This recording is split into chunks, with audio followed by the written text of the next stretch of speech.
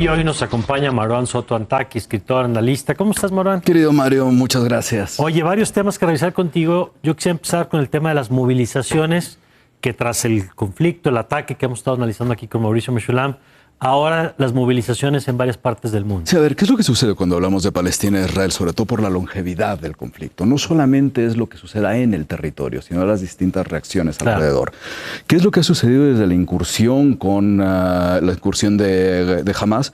Primero se empieza a dar la sensación, más allá de ciertas opiniones más aisladas, si queremos, que había un consenso general de que Israel es la gran víctima, ¿no? Solamente que eso muy rápidamente cambia absolutamente.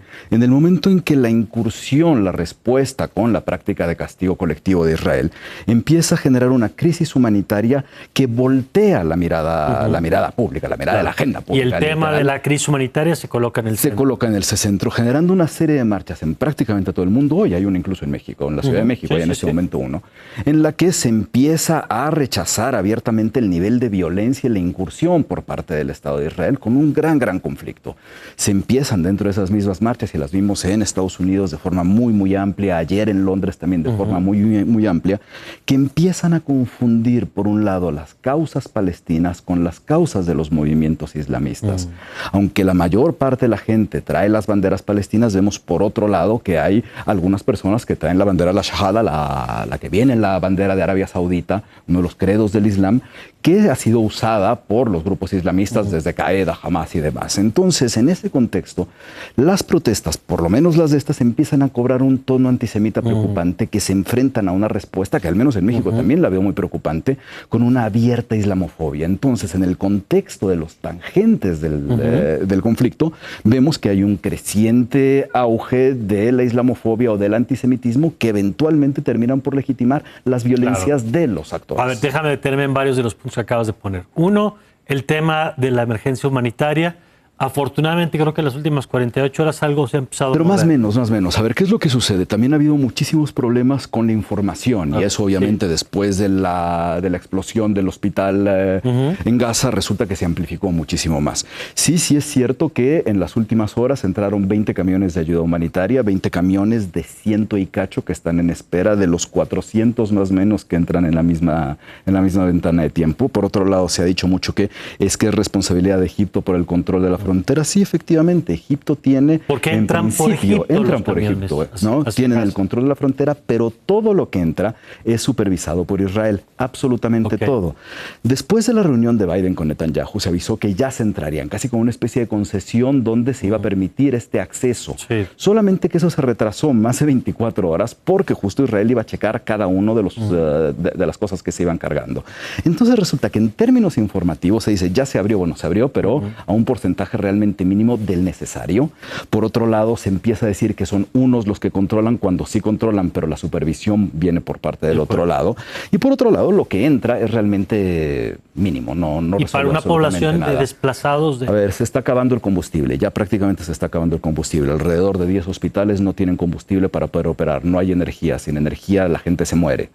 Hay una serie de niños que están o en incubadoras o con problemas que están ya en riesgo de muerte si no entra. La cantidad de agua que han tenido, que también se entra. Entró agua en estos camiones. Entró agua para suministrarle a 22,000 personas durante 24 horas. Estamos hablando de una población de arriba de 2 millones de personas. Es decir, lo que entró no sirve absolutamente nada. Claro, de acuerdo.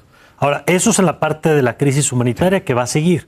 Decías, en el tema de las movilizaciones, ¿qué estás viendo? A ver, la veo con preocupación. Ha habido distintos tipos de movilizaciones. Ahora hubo una marcha aparte bastante nutrida en Israel en contra de las políticas de Netanyahu. Ha habido, por otro lado, una serie de marchas que van apoyando la causa palestina, como decíamos, pero van al mismo tiempo confundiendo los mensajes a comunicar y terminan, esa hora de que se van confundiendo las cosas, por legitimar las violencias en el caso de Hamas, que es una organización terrorista. No se necesita matizar eso. El único problema es que en el momento en el que se van encontrando con cierto respaldo los actores y se van encontrando con respaldo a partir de esta especie de identificación por oposición, en la que entonces como yo estoy contra Israel en lo que está haciendo, terminan respaldando al otro, y eso eventualmente legitima las violencias de los actores directos. El problema en este caso es que es imposible pensar en una solución, eventual solución, aunque sea un momento de tranquilidad, pequeñas esferas de paz, sin la cooperación y la presión internacional. Y esa presión y cooperación internacional se dificulta cuando no se encuentra la manera por parte de los propios gobiernos de los estados de afuera, de responderle a su población por los mensajes indirectos que tienen que enfrentar. Como por ejemplo, ayer y el caso de Londres es quizá el más claro frente a eso, cuando en Londres estaban las banderas de la Shahada, la consigna del Corán, ¿no? el credo del Corán, no se atrevía la misma policía de Londres a recriminarlas por miedo a que se les consideraran islamofobos. Entonces las respuestas de los gobiernos terminan por ser increíblemente tibias e incapaces de condenar lo que se está haciendo, que sí se llegó a condenar por algunos actores regionales. Ayer se da una cumbre de paz en Egipto organizada con los distintos países de la región, también algunos otros actores como Josep Borrell de Europa, como Antonio Guterres, que ya parece Miss Universo cuando dice los distintos discursos, ¿no?